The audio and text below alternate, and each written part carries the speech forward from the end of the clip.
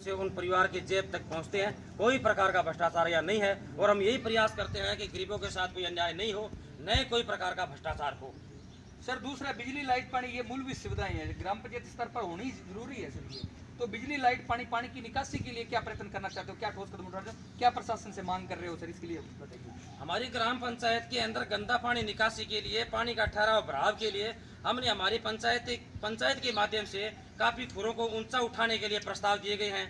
हमारे यहाँ काफ़ी पानी नीचा है, पानी इकट्ठा हो रहा है, उनको निकालने के लिए हमारे लोकप्रिय विधायक पंडित भंवरलाल जी शर्मा से संपर्क किया। उन्होंने अपने कोटे के माध्यम से पानी निकासी के लिए करीबन 10.5 लाख रुपए अभी दिए हैं। पानी निकासी नाला जो 500 मीटर के करीबन है उनको निकालने के लिए और भी प्रयास कर रहे हैं कि एसएफसी जो कोटे से पंचायत के माध्यम से, सरकार के माध्यम से होगा, हम पूरा प्रयास करेंगे कि कोई प्रकार की पानी की समस्या यहाँ न हो, गंदा पानी अच्छी तरह निकले। देखिए नीचे घर जो बसे हुए कच्ची बस्तियाँ हैं उनके पानी के माध्यम से कोई प्रकार का नुकसान नहीं हो।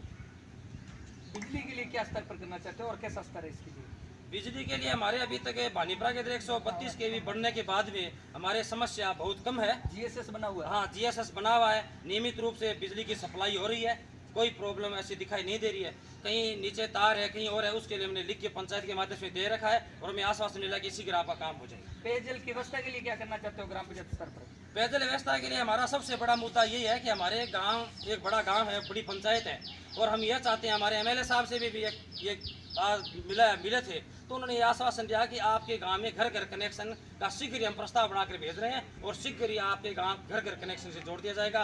बीस कनेक्ट टंकी से सीधा आपके गांव में पानी पहुंचेगा, जिससे हमारी पानी की समस्या दूर हो जाएगी। सर और मेन प्रॉब्लम बताओ, क्योंकि आप यहाँ के निवासी हो तो आपको ग्राम पंचायत स्तर पर आपको पता है कि यहाँ क्या क्या समस्या है, उसके बारे में अवगत करवाइए सर। आरबीटी में चला हुआ हमारे गांव के अंदर सबसे बड़ी समस्या क्या है, शिक्षा के अंदर तो अध्यापकों की कमी है, वह पूर्ति होनी चाहिए। और जैसे पानी की है तो पानी का जो टंकी से हमारा गांव जुड़ जाएगा, घर घर कनेक्शन हो जाएगा। हमारे ये लोकप्रिय विधायक साहब ने मुझे आश्वासन दिया है शीघ्र ये काम हो जाएगा। और वैसे हमारे अधिशासी अभियंता गोविंद जी जांगिड़ है, जो जिस समय उनको याद करते हैं, काम के लिए कहते हैं, वह तैयार रहते हैं हमारे लिए और हमारी समस्या को समाधान करते हैं। और अन्य कोई प्रकार की समस्या हो पंचायत के माध्यम से हो तो हमारे ग्राम पंचायत के सदस्य, गाँव के लोग सहयोग करते हैं और हम समस्या को हल करने के लिए तैयार हैं। सर बात करते हैं कोरोना के ऊपर सर, जो टोटल जो अपने देश हैं जो इसकी चपेट में आ रहे, तो भारत के अंदर भी कहीं ना कहीं दस्तक दे रखी है। सरदार शहर में आपके ग्राम पंचायत का स्तर कैसा है, इसके लिए जो क्वारंटीन किए थे उनके लिए क्या सुविधा है, प्रशासन ने क्या साथ दिया, इसलिए बताइए। देखो, कोरोना महामारी एक विश्व स्तरीय महामारी आई थी और विकट समस्या थी हमारे गांव के लिए।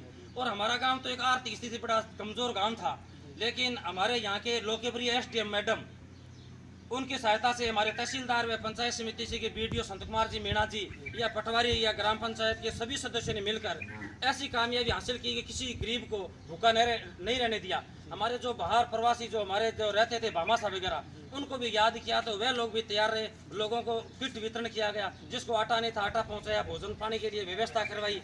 जो कोरोना महामारी जो बाहर से प्रवासी आ रहे थे उनके लिए हमारे क्वारंटाइन स्कूल के अंदर हमारी व्यवस्था कराई गई थी और हर समय उन लोगों की व्यवस्था करने के लिए, मदद करने के लिए हम सारे तैयार थे। उनको ऐसा कोई प्रकार से ऐसी स्थिति में नहीं आने दिया कि आज एक कोरोना है हम भूखा सो रहे हैं, भूखा नहीं सोने दिया। हमने ऐसी शपथ ले ली थी कि घर के अंदर हम यदि 4 सदस्य एक एक रोटी खा रहे हैं तो हमने ऐसा सोच लिया कि अपने भाई भूखा नहीं रहे, हमें आधी आधी रोटी खाने के लिए तैयार रहे। किसी प्रकार से हमारे एमएलए साहब है, उन्होंने हमारे 1 लाख रुपए की किट वितरण किए, गरीब लोगों के घर घर तक हम पहुँचाया। किसी प्रकार की राजनीतिक देश भावना से कार्य नहीं किया, एक होकर एक मन से उन परिस्थितियों, विकट परिस्थिति में एक रहकर एक व्यवस्था के रूप में कार्य किया।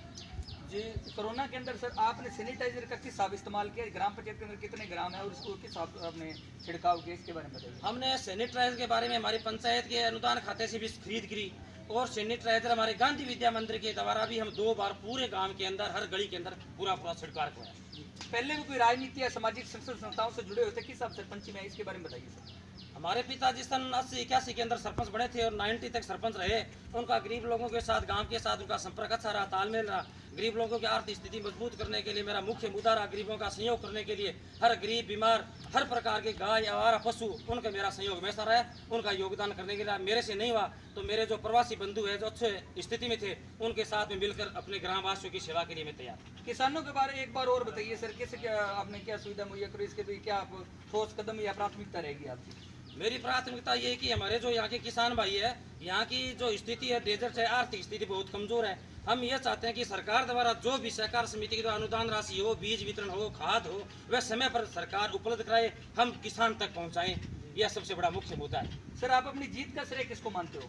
हम हमारे जीत का श्रेय हमारे गांव के गरीब किसान मजदूर युवा उनका श्रेय मानता हूं। मैं उनके साथ रहा सहयोग करने के लिए, वह मेरे सहयोग के लिए हमें तत्पर है। सर युवाओं के लिए ट्रैक क्या तैयार करना चाहते हो? मैं साथ युवा लोगों के लिए यह करना चाहता हूं कि हमारे गांव के अंदर एक खेल मैदान के लिए स्कूल की बहुत पूर्ण भूमि है, उसके अंदर यदि युवा खेल कूद वालों के लिए अच्छा एक ट्रैक की व्यवस्था हो जाए तो बच्चों के लिए सबसे अच्छी हो जाए व्यवस्था। और ट्रैक या खेल के लिए हमारे प्रवासी समाज सेवी दिलीप कुमार आचार्य जो हमारे गंगानगर रहते हैं, उन्होंने कई बार 10-10 लाख 5-5 लाख रुपए लगाए बच्चों को उत्साह बढ़ाने के लिए या खेल के लिए बहुत अच्छा कार्य किया। मैं उनको बहुत बहुत साधुवाद देता हूं। सर बालिका शिक्षा पे क्या जोर देना है और नारी सशक्तिकरण के लिए क्या देखा जाता है कि अपने समाज के अंदर नारी को हर क्षेत्र के अंदर पीछे रखा जाता है, तो बालिका शिक्षा या नारी सशक्तिकरण के लिए क्या करना चाहते हो आप? मैं नारी सशक्तिकरण के हर महिलाओं को मजबूत करने के लिए, हमारे क्षेत्र को महिला सशक्तिकरण से मजबूत करने के लिए, उस स्थिति को मजबूत करने के लिए, उनको जो आजकल सुनने में आ रहे हैं उन सभी प्रकार के जो उन पर जो कष्ट या वेदनाएं आ रही हैं उनको दूर करने के लिए मेरी यही संवेदना रूप यही है कि हमारे गांव में जो बालिका शिक्षा पर मैं ज़्यादा पूर्ण जोर दे रहा हूँ कि ज़्यादा से ज़्यादा महिलाएं या बालिका जो शिक्षक होगी तो आगे चलकर एक सुशिक्षित महिला के रूप में होगी और कोई प्रकार की अपराध जो प्रवृत्तियाँ पैदा हो रही है वह कम होगी। तो जो युवा है सर एक बार और बात करते हैं सर, आपके किस हिसाब का यहाँ उनका जो निम्नीकरण बनाया आपने, उनको किस हर ट्रैक के अंदर तैयार करके लाना चाहते हो और उनको किस शिक्षा के क्षेत्र में कोई बड़ा मुकाम हासिल करने के लिए उनको किस आपका विद्यालय या यूनिवर्सिटी क्या सर आपका सपना है जो यहाँ लाना चाहते हो आप? मैं तो सबसे बड़ा यह समझना चाहता हूँ कि हमारे क्षेत्र के अंदर यहाँ 35 किलोमीटर की दूरी पर कॉलेज स्थित है या कॉलेज नहीं है और हमारे यदि खेल के अंदर ऐसा चाहते हैं कि अच्छा ट्रैक हो, अच्छा जिससे पुलिस की व्यवस्था संबंधित जिसे ट्रेनिंग सेंटर के रूप में हो या अन्य एक विश्व विख्यात जिसे कोई सेंटर के रूप में हमारे यहाँ गांव में हो जाए तो हमारे बच्चे या इन क्षेत्र का एक हब के रूप में प्रकट हो जाए। तो हम यह कोशिश कर रहे हैं हमारे जो भामाश हैं उनसे कि ऐसी स्थिति पैदा करनी है हमारे गांव के अंदर खेल के अंदर कि बाहर के लोग यहाँ खेलने के लिए या ट्रेनिंग के लिए इस बुक्कन सर बड़ा गाँव में आए। सर एक बार और बात करते हैं सर कोरोना के ऊपर, जो सोशल डिस्टेंसिंग पूरा देश आज आपको देख रहा है, ग्राम पंचायत के लोग भी आपको देख रहे हैं, तो सर जो सोशल डिस्टेंसिंग के जो नियम है सर उसके बारे में अवगत करवाइए सर। देखो कोरोना महामारी के अंदर सोशल डिस्टेंसिंग हमारे गांव के अंदर जिस प्रकार से हमारे माननीय प्रधानमंत्री जी या मुख्यमंत्री जी ने जिस प्रकार से अवगत करवाया, जो संबोधन में बताया, तो उसी प्रकार से हमारे क्षेत्र की जनता, हमारे पंचायत की क्षेत्र पूर्ण रूप से पालना की है।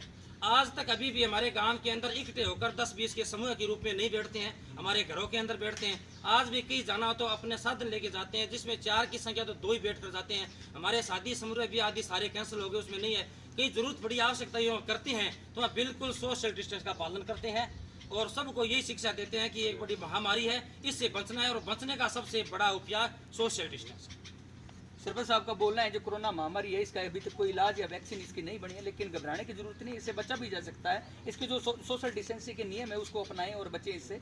जैसे मास्क लगाने की कोशिश करें, अगर घर से बाहर जाएं तो 2 गज की दूरी बनाएं, सैनिटाइजर डेटॉल साबुन से हाथ धोते रहें। मैं सुनील किच्ची, आरपीडी न्यूज़ चैनल पर बहुत बहुत धन्यवाद आप सर, थैंक यू।